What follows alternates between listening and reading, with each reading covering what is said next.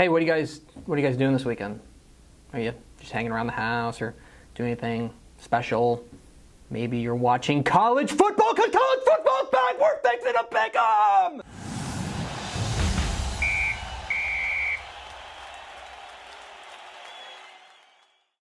Welcome into Fixin to Pick'em, Dave Campbell's Texas football's guide to the college football weekend. I am Greg Tepper of TexasFootball.com. It is a huge week one across the state of Texas, including two games that have already happened by the time you've seen this. For the record, I'm taking the teams that won. But in any case, let's get to business. We start down in H-Town with the Space City Showdown between number 15 Arizona State and unranked Texas A&M. What are the keys for the Aggies in this one? Number one, make sure somebody other than Mike Bercovici doesn't beat you. What I mean by that? Bercovici, the quarterback for Arizona State, he's pretty good. He's a pretty good guy at sports. He gets to ride in the front seat. But what you need to make sure is that nobody else from this Arizona State offense beats you. Guys like the running back DJ Foster. The linebackers for A&M, much maligned over last year and coming into this year. Guys like Josh Walker, guys like Otaro Alaka. They need to step up and make sure that nobody besides Bercovici beats the Aggies. Number two, take care of the ball. It seems silly, it seems simplistic, but it's so important. Arizona State's offense, led by Todd Graham, a guy who we really won't talk about a whole lot besides this, just rest assured. Led by him, they're going to get their points. Every time they have the ball, you have to assume they're going to do something positive with it. Don't give them extra possessions. Kyle Allen needs to make sure he takes care of the ball. Throwing the ball away is not the worst thing. Play field position.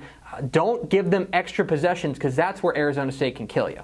And number three, hang around until the fourth quarter. Arizona State's defense last year had a bad tendency to wear down in the fourth quarter. If A&M can just stay within striking distance, I think they've got a great shot in the fourth.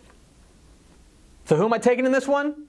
I got to go with the Aggies. I think that Kevin Sumlin's squads always come out hot. You saw what they did last year against South Carolina. I think they're due for another hot start. I think they leap onto the nationwide radar with a big win over Arizona State and Houston. Essentially at the same time as A&M is taking on Arizona State, up in South Bend, Indiana, it is the Texas Longhorns making their debut against the number 11 Notre Dame Fighting Irish. What are the keys for the Longhorns in this one? Number one, protect whoever's playing quarterback. There's been a lot written, obviously, about the quarterback situation. Charlie Strong says that Tyrone Swoops is going to start. Gerard Hurd's going to get some time. I think that's secondary. I think the biggest thing is, can the offensive line, which is going to be very young, protect whoever's back there? Connor Williams is going to be playing as a freshman at left tackle. Patrick Vahe is going to be playing as a freshman at right guard. I think it's more on the offensive line than it is the quarterback to make sure this offense goes. Number two for the Longhorns, defend the big play. This is a huge game for Dylan Haynes and Jason Hall, the safeties. They have to stay back and keep receivers from getting behind them because Notre Dame's going to go for the throat. They're going to go for the big play with quarterback Malik Zaire early and often try to knock Texas out of this game. They need to defend the big play to make sure that Texas has a shot to win this one. And thirdly, don't let touchdown Jesus beat you. That sounds a little silly, but the atmosphere at Notre Dame is notoriously hard to play in. It's going to be loud, and with a young Texas team, that's going to be very difficult to handle. Keep your cool, relax, get through the first couple of plays, through the first couple of series, through the first quarter, and Texas should find their groove. So where do we go with this one? You got to go with Notre Dame. They're at home. They're the more complete team. They're the team that is more well-formed right now. I think we can learn a lot about what Texas is going to look like after this game, but I think that in the end, you got to go with the Fighting Irish in this one. Elsewhere across the state, the Friday night lights will be lit at SMU's Ford Field for number 4 Baylor visiting SMU. Chad Morris makes his debut on the Hilltop. Baylor's going to win this game. But I think SMU is going to be awful fun to watch. Going to be a lot more entertaining than last year's Baylor-SMU game, but I think Baylor comes away with the win. UTEP visits number 18 Arkansas in Fayetteville. Arkansas is very hard to beat in Fayetteville. A lot of hype around them. I think they come away with the win. But I think that UTEP can look in the mirror and say, hey, look, we can be just like them. If anything, this game's going to be over in like 2 hours.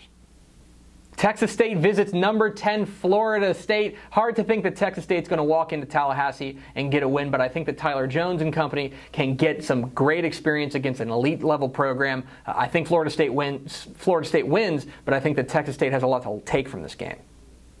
Sam Houston State visits Texas Tech. Watch out, Red Raiders. This has upset alert written all over it, with running backs Donovan Williams and Jalen Overstreet back for the Bearcats against a running defense for Texas Tech that was terrible last year. Just watch out. I'm picking Texas Tech, but I think this could be close. It's a debut of Tom Herman at the University of Houston.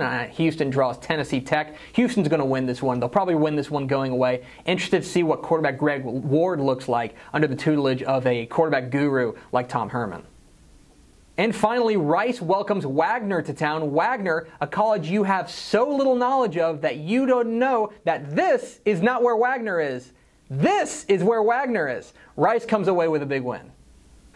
That's going to do it for Fixin' to Pick'em for week 1 of the college football season. Make sure you leave a comment down below and hit the subscribe button up here. Follow us on Twitter at DCTF. Like us on Facebook, facebook.com/Dave Campbell's. We have an Instagram. Google it, I guess. We'll see you next week on TexasFootball.com.